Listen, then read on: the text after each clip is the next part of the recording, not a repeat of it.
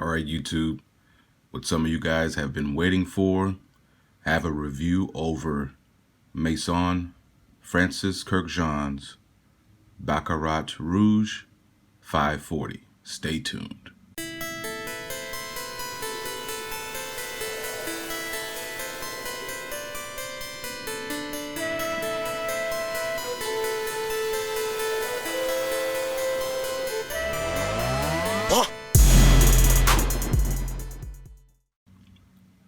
All right, so this is a review that I've been waiting to give. This fragrance is utterly amazing. And I don't use those words lightly. I mean, I know you hear the hype on this fragrance a lot in the community. Well, guess what? The hype is real. It's real. It's for a reason.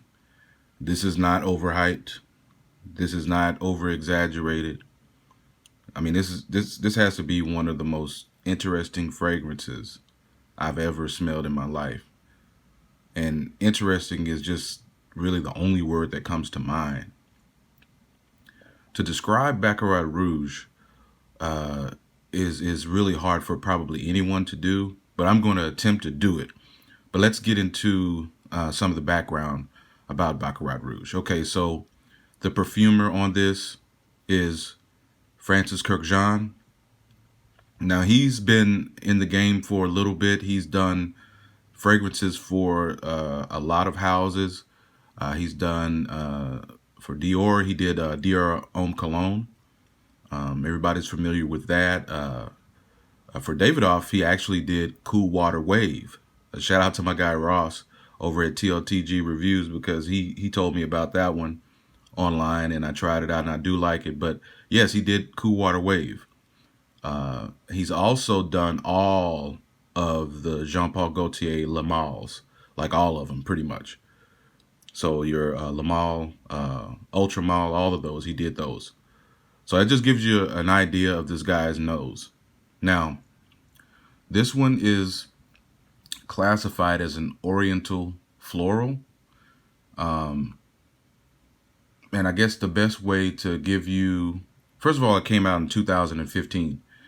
And the best way to give you an idea of what this smells like, picture yourself at in front of a fireplace that has a skillet of sugar in a burning, while someone's standing next to you holding some freshly made cotton candy, and the wind is blowing and all of that is like coming towards you. I don't know. I mean, it's just one of those things that's hard to describe, but man, the best way to even experience this really isn't spraying it on yourself, but having someone else wear it, if that makes sense.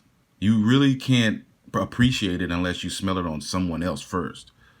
Like it's just that kind of scent, and it's long lasting. And I mean, you think that you may think that it's gone away because your, olfactories have been just kind of bombarded by this beautiful scent, and you think it's probably gone, but it's not gone. I mean, it lasts all day long. I mean, like all day long. It's one of those that you take a shower, bath, or whatever, and you can still smell it. It's an EDP concentration. Now this is on the expensive side. I'm not going to even front. I mean, it costs a lot. But this was one of those on the expensive side that I feel like warrants the kind of money that you pay for it. Now, don't get me wrong.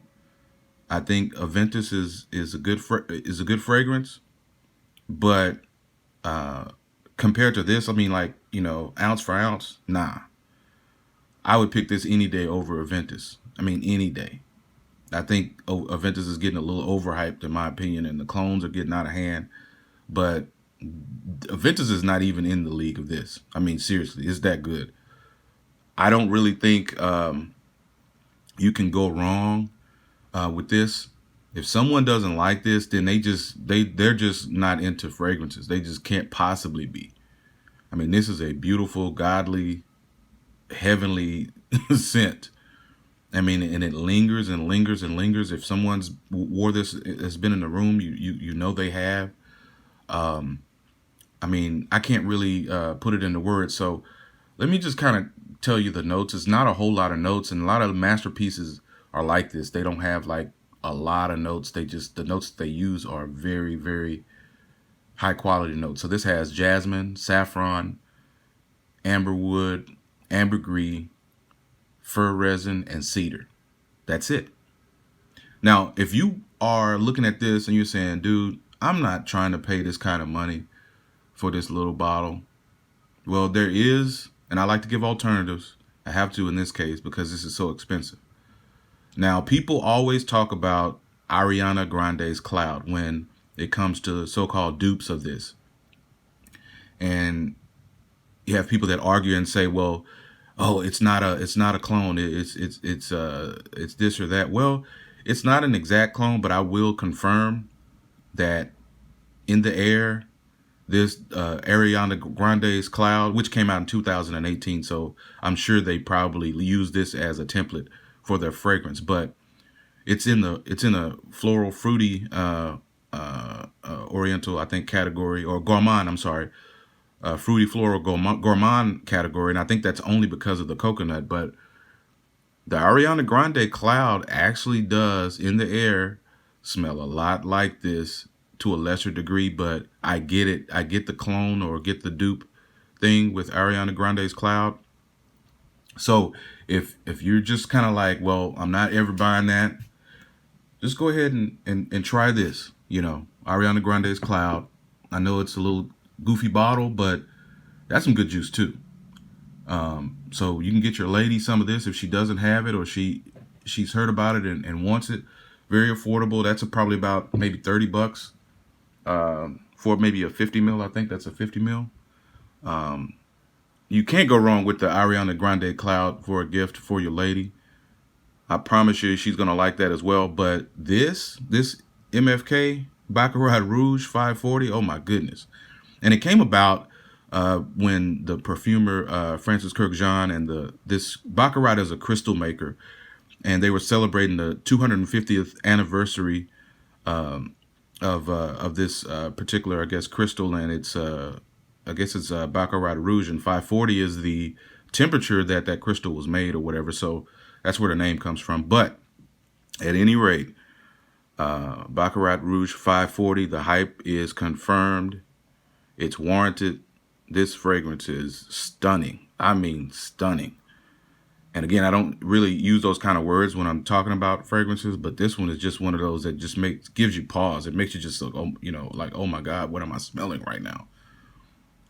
So I don't want to sound like I'm hyping it, but I am overhyping it because it's just no kind of hype to even do this one justice.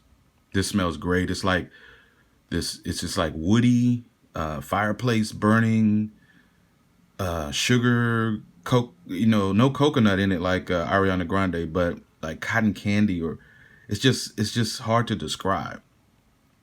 But that's what I get from it. It changes. It's not linear.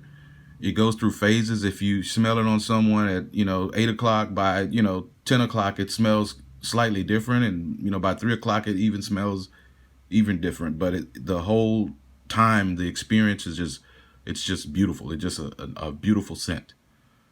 And again, if you ever get the chance to purchase this, you'll know what I'm talking about. You can get samples from their website, I think, for about like maybe $15. But even with the sample, you're gonna immediately say, oh my God, you're gonna want to put this on your list and buy it at some point, save up to buy it. But this is like probably the best fragrance that we have in this house as far as the smell and the experience.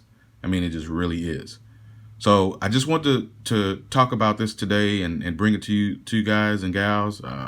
It's a unisex fragrance, so men and women can wear this. I think guys are not going to find this feminine, but some women actually think this is a little too woody for them. But it's just one of those unisex scents that it's so nice you can't even put it into words. It's stunning. So that's all I want to bring to you guys today. Check out some of my previous videos. I got a few more to do. I'll probably do a couple more over the holiday weekend, and Thanks again to all the new subscribers. Thanks for stopping by, and peace.